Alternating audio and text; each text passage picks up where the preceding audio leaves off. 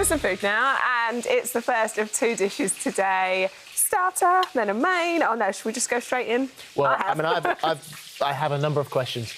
Carry on. Carry on. Because this waffle is amazing. It is very nice. We're going to get into the waffle in a minute. Yeah. It's not the classic garnish with a chicken chasseur.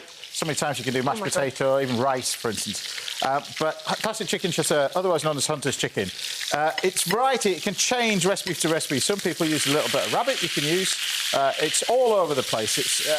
It can be classically in France, but then the Italians have got their own version. But you start off browning the chicken. So I've got in here a whole chicken that's been cut up. And you mentioned the thighs as well earlier on. There is 4 pieces of dark meat on it's called chicken cooked sauté, 8 pieces. So you've got 4 pieces of dark meat, 4 pieces of white meat. The idea being, everybody, if it serves 4, everybody has a little bit of white meat and a bit of dark meat. That's that bit. So that goes into there. Then we've got in here, we've got our bacon. So you can use a little bit of pancetta. And then running through the ingredients in front of me, we've got mushrooms, we've got some shallots. I've got little baby onions as well. But the basis of it is a tomato base.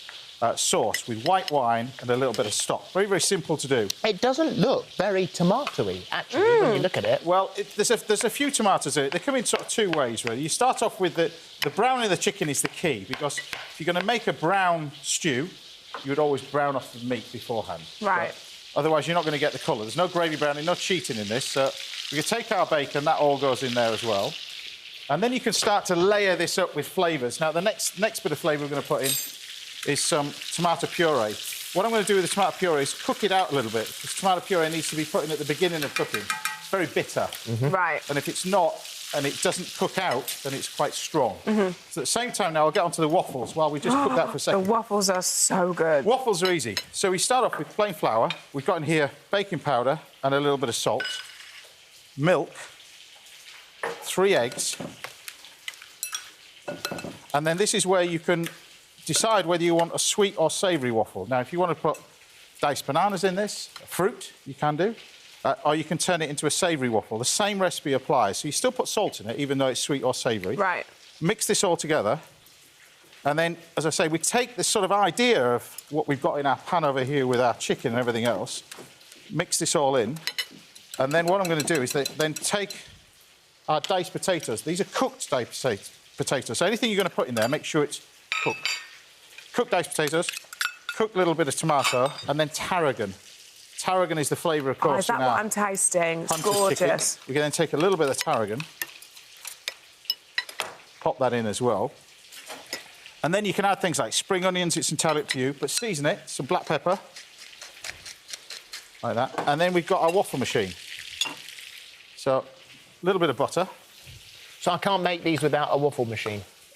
You're going to struggle to make a waffle without a waffle machine. Yeah. It's another piece of kit that you've used once. Well, it's another bit of kit. There is a thing called a waffle iron. Waffle. Yeah. So a lot of people would get the old waffle iron and cook them on a open flame. So you have to get it really, really hot. And it's like this, but it comes with a long handle. The idea is get it really hot under the coals, put your waffles in it and turn it over like that. But it's much easier with a waffle machine. And then the idea is that it puffs up. So at the same time now, we can then think about our ingredients that we're going to go in here. White wine. Now, so often the recipe will say white wine or brandy or both, for instance. When I was working in France, I did it a little bit. I was working as a young kid in France. They did it with both brandy and white wine mixed together. A little bit of stock. And then we take the tomatoes. So we've got in here, we save the tomato outside of the tomatoes for later, but we've got the gubbins, the inside of the tomatoes as well. You can chop the tomatoes and throw it all in. Mushrooms go in. They all go in. Then we've got the tarragon, like that. And was that normal chicken stock? Normal chicken stock, yeah. Now, at the same time now, then you can think about adding the lid. We'll just pop the lid on. And we're going to cook that gently. So we cook that either in the oven or just on the stove. And you can pop that in the oven. And that'll cook for about sort of an hour and 15 minutes. Or you can leave it on the stove with the lid and take about sort of half an hour, 45 minutes. So if you're putting that in the oven now, does that need a lid on it? It doesn't have to have a lid on it. You can do it with a lid. It's entirely up to you. Just keep your eye on it. What you want to do after about sort of halfway through the cooking, I've got in here some little silver skin onions. These silver skin onions are amazing. You want to get really, really hot to colour, because these are frozen. If you don't get the pan hot enough, they won't colour. So you want to get a really, really hot pan just to colour them up. All right doing that in the studio. If I did that in the kitchen, I'd set the hob on fire. Also, you're so blaming. You're so chilled when you do it. I would be terrified if that just happened to me. So then when we've got our chicken, which is cooking away nicely, which we've got in here, we can lift off the lid. There we go. Oh, look at that. That's your nice little bit of chicken cooking away nicely. The waffles you can leave. Like I said, about halfway through the cooking, imagine this is cooking away nicely. In we go with our... Gorgeous. Onions over the top. And then...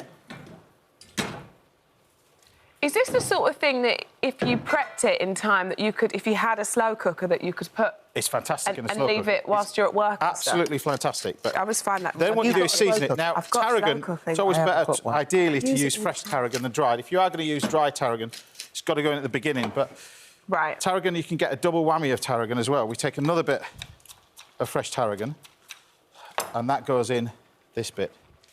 So season it all up. And that's it. The chicken cooks away nicely in there. And that's that one. Now, I'm going to serve it with, like I said, with waffles. You can do this with mashed potato, but the waffles, we lift this off. I know, I love these waffles. I've never had a savoury waffle before. I don't think I have either. No. They're waffly versatile. Right, the waffly versatile.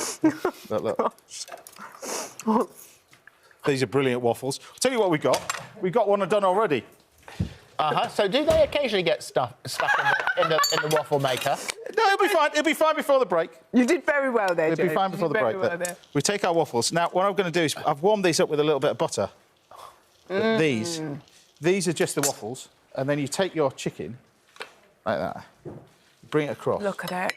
I mean, it's sometimes called hunter's chicken. This, I mean, it was really famous in the 80s and 90s, I suppose, but it's sort of fallen out of favour now. But you have it in sort of a French brasserie, that kind of stuff. It's just... We're having one of those moments where I just looked to my left and just saw everyone in our lovely crew just sort of looking over like, oh. Don't worry, I'm making enough for everybody to go around, so there's plenty for the crew as well. That's why they know it's coming. Exactly. Coming. And there's pudding as well. There we go, it's not stuck. So it just wasn't cooked for long enough. But there you have your waffle, which has just been cooked in the oven. But they're so delicious, like that, served warm. They're wonderful. And if they've got diced banana in it, literally, noises in here. It's Alice Beer. Was her growling? Who was that? Who was it? It was Alice. It was Alice. Or was it Alex? Who was it? there you go. Was it you? I didn't cry. Oh my God! Don't worry, it's coming. Right, These you can put banana in it. These are amazing with maple syrup as well. I think I actually prefer savoury. I know, I'm with you. To be honest, I've eaten it all. There you go. Thank you very much. Thank you so much. For the details of today's recipe, download our free This Morning app, and don't forget, James is going to be back a bit later on. Make some more room.